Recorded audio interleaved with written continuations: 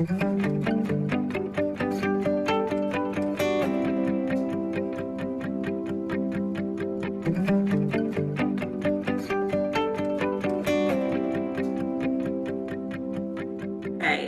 it is now time for public comment. Howard, would you please act as our 3-minute timer, please? I will do that. Okay, and I see our first person, Ms. Margaret Happel. Ms. Happel, if you want to do your camera, and then we will start that. Madam President, I will be, it's a 3-minute timer, but I will be giving a 15-second warning, and then at 3 minutes, we will terminate that public comment. Thank you. Jennifer, Margaret is not joining the meeting yet, so I do not believe we'll. Oh, okay. I thought she was in. Yeah. Sorry, not seeing her. So. Okay. Is there anybody else in the queue? There is not. That is it. Okay. All right. So we will proceed with the purpose of tonight's meeting, which is a closed session per Michigan Common Law 15.2688C for the purpose of collective bargaining strategy.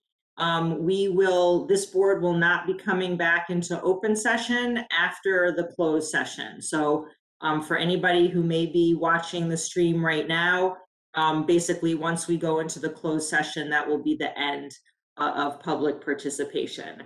Madam Vice President? Yes, sir. I would like to make a motion, please. Yes, may I have the motion? I move the Board of Education convene a closed session per MCL 15.2688C, collective bargaining strategy as requested by Keith McDonald. Okay, is there support? I support. Okay, and we'll take a roll call vote. Lisa? Yes. Michelle? Yes. Siva? Yes. John? Yes. Howard? Yes. Okay, I am a yes, so the motion passes 6-0. So we will now exit this meeting and go to the other link.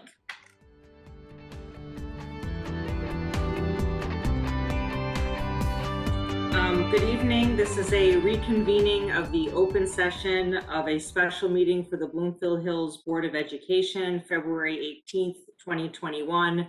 Original meeting started at 6 p.m. and it is now 6:25 p.m. I'm Jennifer Cook. I'm the board's vice president. I'm standing in for President Colin, who could not be here tonight. We've already taken attendance, so at this time I will invite Ms. Margaret Happel, I hope I pronounced that correctly, for a 3-minute public comment. Mr. Barron will be giving you a 15-second warning for the finishing of the comment. Thank you. Wonderful. Thank you guys so much. As a parent of a Bloomfield Hills elementary student, I wanted to come on here specifically to urge the board to re-vote on the March 15th proposal to return K-8 to 5 days a week. I've been attending many of the school board meetings, and it's obvious that parent voices, quite frankly, aren't being heard. Though I understand in the rules and regulations that board members will not specifically address questions raised in the public forum, I urge the board to address these consistent parent concerns in regard to the board's justification in delaying a full 5-day-a-week schedule. Personally, I can tell you I've raised concerns and they have not been addressed, which is concerning, if you will. At last week's board meeting, we were asked to be patient yet again and wait until April 5th to put the needs of our kids to the forefront of this conversation. And honestly, for me, that was just the straw that broke the camel's back. We have been patient for over a year and kept quiet. Personally, I've kept quiet, understanding how hard this is for so many people.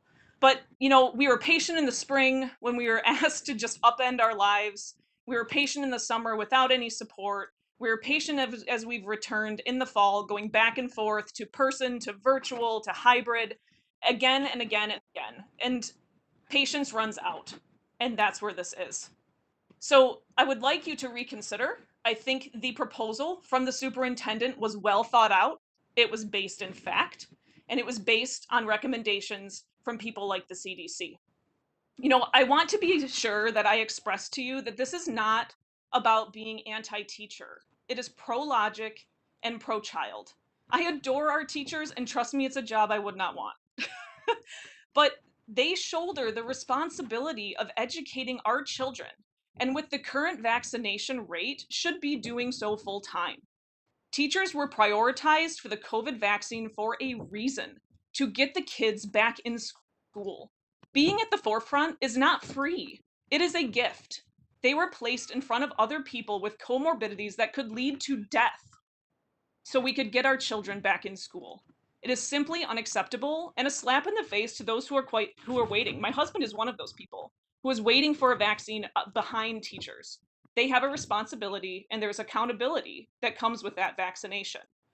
I'm not going to go into a ton of other bullet points because I'm almost up on time. But what I would like to say is that we have 17 weeks left in this school year. Beginning 5 days a week on 3/15 already removes 23% of what is left. Can you wrap it up, please? By waiting till 4/5, we now lost 35% of our children's education for the balance of the year.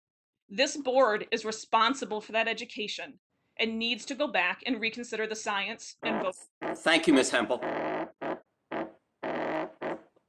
Thank you very much. David, can you reconfirm that there's no other public comment for this evening? That is correct. I can confirm no other public comment. Okay, thank you very much. Okay, so at this time, I would like to entertain a motion to re-enter closed session for the purpose of collective bargaining according to MCL 15.2688C, please. So moved. Do we have support? Or The supports, okay. Lisa, Yes. Michelle, Yes. Siva, yes. John, Yes. Howard? Yes. I am a yes, so the motion passes 6-0. For those who may be watching at home, this is the end of the meeting. We don't come back into open session after the closed session. Our next board meeting is 1 week from tonight, 7 o'clock, I believe, possibly 6 o'clock. It will be posted. Okay, with that, I will ask my colleagues to please enter the link for the closed session.